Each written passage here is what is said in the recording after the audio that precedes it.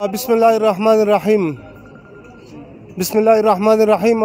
زه ټول مرګلو شکریا ادا کوم چې کوم مرګلي رغلي دي مو سره په دې غم کې مو سره شریک دي. زه اول دا خبره کوم چې کوم دا ارو دی یا کوم ای سی دی یا کوم ډي سي دی یا ډي پی او دی، دا ټول د کرایې مال دی، دا د باکو مال دی، دا د کرایې دپاره رغلي دي، خپله کرایه وصولوي، د کور مې امن خرابوي. دا بهر نه رغلي دي دوړ شي او د کور مې امن مو ته خراب کی.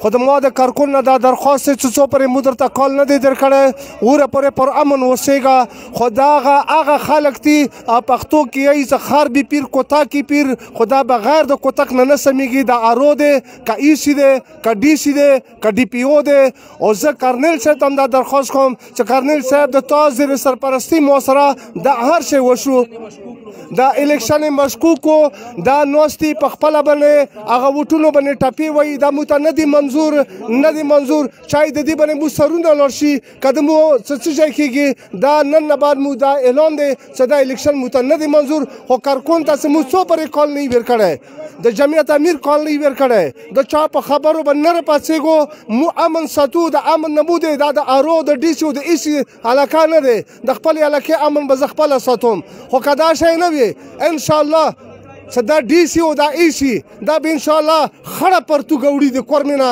او کور ما به انشاءالله ما ته پر امن پاتې کېږي.